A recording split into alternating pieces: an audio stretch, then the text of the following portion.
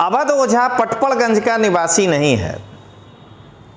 अरविंद केजरीवाल एक आयातित व्यक्ति को पटपड़गंज से टिकट दिया है। पटपड़गंज की जनता को यही कहना चाहूँगा कि आप अपने हिसाब से वोट दीजिए। हमेशा जनता का वोट सर माथे पर होता है, लेकिन एक बार विचार जरूर करिएगा कि एक ग्रेटर नोएडा में रहने वाला व्यक्ति इलेक्शन टूरिज्म के तहत पटपड़गंज में अपना वोट ट्रांसफ़र कराता है। क्या चुनाव हारने के बाद वो आपके लिए कभी खड़ा होगा? आपके सुख दुख में अगर हमेशा कोई खड़ा होगा तो आपका भाजपा और कांग्रेस का जो दोनों लोकल कैंडिडेट है वही आपका मेन है। आप उसको सोच करके वोट दीजिएगा और इस इलेक्शन टूरिस्ट को जो है सम्मान देके बैग एंड बैगेज करके वापस भेज दीजिएगा। कि अवध ओझा मतदाता है ग्रेटर नोएडा में, पढ़ाता राजेंद्र नगर में है, इसका पटपड़गंज से क्या लेना देना है? आज मैं पटपड़गंज की सम्मानित जनता से ये अपील कर रहा हूं कि अवध ओझा जीवन भर पढ़ाया है पूना में, इलाहाबाद में, राजेंद्र नगर में। पटपड़गंज में उसकी कोई भूमिका नहीं है। अवध ओझा वोटर है ग्रेटर नोएडा का। पटपड़गंज में वो जो है जबरदस्ती फर्जी वोटर बनना चाह रहा है। तो क्या पटपड़गंज की जनता अपने इस आयातित आम आदमी पार्टी के उम्मीदवार को वोट दे करके और वोट के बाद उसको खोजने निकलेगी कि वो कहाँ है? नमस्कार दोस्तों, लोकतांत्रिक आवाज़ में आपका स्वागत है। मैं रजनीश सिंह तोमर, राष्ट्रीय संयोजक लोकतांत्रिक आवाज़ में भारत की जनता को हाथ जोड़कर नमस्कार करता हूँ। दोस्तों, आज सुबह सुबह हमें लगता है कि वैसे जब से चुनाव नज़दीक आया है, अरविंद केजरीवाल पहले रात में आराम से सोते हैं, कोई एक मुद्दे पर सपना देखते हैं और सुबह उठ करके कहते हैं प्रेस वालों को आ जाइए, अब हम प्रेस कॉन्फ्रेंस करेंगे। तो आज सुबह सुबह उठ करके उन्होंने प्रेस वालों को कहा कि अवध ओझा जी के ऊपर हमको एक प्रेस कॉन्फ्रेंस करना है, क्योंकि कोई मुद्दा मिल ही नहीं रहा था प्रेस कॉन्फ्रेंस करने का।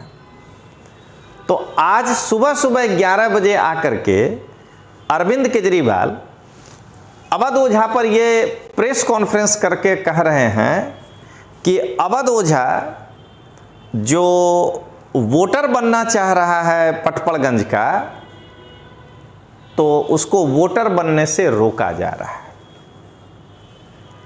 अब यहां अरविंद केजरीवाल एक कहानी सुनाते हैं कि 26 या 27 दिसंबर को अवध ओझा नए वोटर बनने के लिए पहले अप्लाई किया, फिर उनको कोई बताया कि नहीं, आप तो वोट ट्रांसफ़र कराएंगे, और अवध ओझा अभी ग्रेटर नोएडा के वोटर हैं।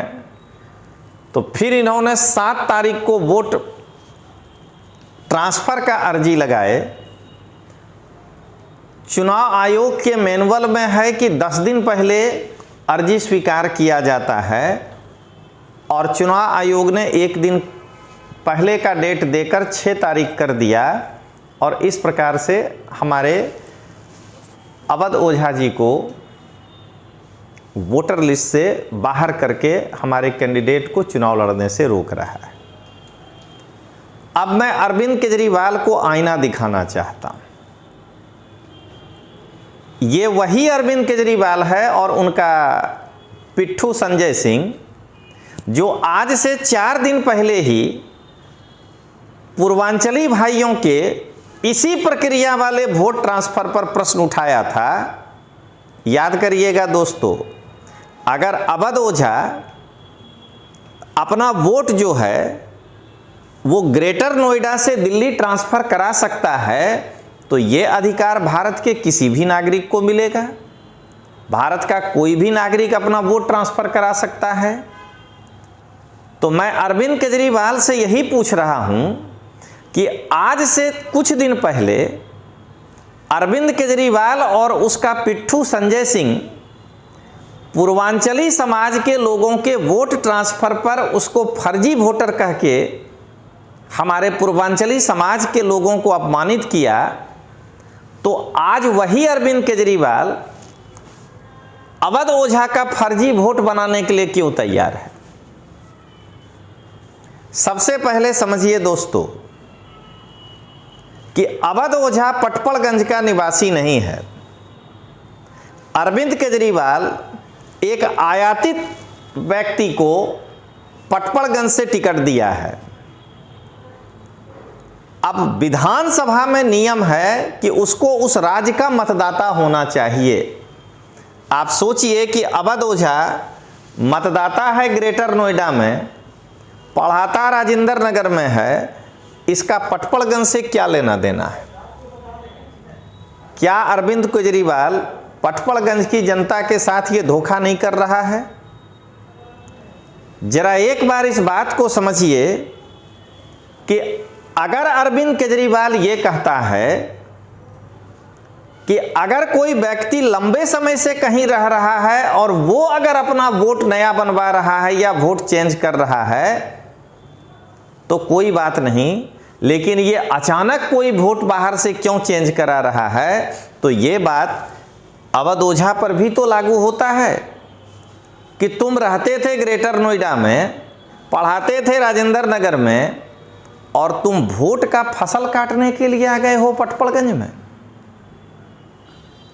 तो आज का मसला यही था। हालांकि अरविंद केजरीवाल को आईना दिखाते हुए इलेक्शन कमीशन ने अरविंद केजरीवाल के अनुसार कहा कि नहीं, इनका वोट जो है वो रहेगा, हम देखेंगे और इनका वोट हम कैंसिल नहीं होने देंगे। आज मैं पटपड़गंज की सम्मानित जनता से ये अपील कर रहा हूं कि अवध ओझा जीवन भर पढ़ाया है पूना में, इलाहाबाद में, राजेंद्र नगर में, पटपड़गंज में उसकी कोई भूमिका नहीं है। अवध ओझा वोटर है ग्रेटर नोएडा का, पटपड़गंज में वो जो है जबरदस्ती फर्जी वोटर बनना चाह रहा है। तो क्या पटपड़गंज की जनता अपने इस आयातित आम आदमी पार्टी के उम्मीदवार को वोट दे करके और वोट के बाद उसको खोजने निकलेगी कि वो कहाँ है? जिस प्रकार से आज मैं पटपड़गंज की जनता को एक मनोज तिवारी जी के सांसद के समय, संसद के चुनाव के समय एक उन्होंने स्टेटमेंट दिया था, आज वही पटपड़गंज की जनता को मैं सुना रहा हूं। जब कन्हैया कुमार उत्तर पूर्वी दिल्ली से कांग्रेस के उम्मीदवार बने थे तो मनोज तिवारी जी ने कहा था कि ये इलेक्शन टूरिज्म करने के लिए आए हैं, 30-40 दिन यहां घूमेंगे और चले जाएंगे। तो आज पटपड़गंज की जनता को यही समझना है कि अवध ओझा भी पटपड़गंज में उसी इलेक्शन टूरिज्म के तहत आया है और यही 20-25 दिन घूमेगा और चला जाएगा। आपका सच्चा और आपके बीच रहने वाले वो नेगी साहब ही हैं जो आपके सुख दुख में चुनाव के बाद भी खड़े होंगे। तो अंत में मैं पटपड़गंज की जनता को यही कहना चाहूँगा कि आप अपने हिसाब से वोट दीजिए। हमेशा जनता का वोट सर माथे पर होता है, लेकिन एक बार विचार जरूर करिएगा कि एक ग्रेटर नोएडा में रहने वाला व्यक्ति इलेक्शन टूरिज्म के तहत पटपड़गंज में अपना वोट ट्रांसफ़र कराता है, क्या चुनाव हारने के बाद वो आपके लिए कभी खड़ा होगा?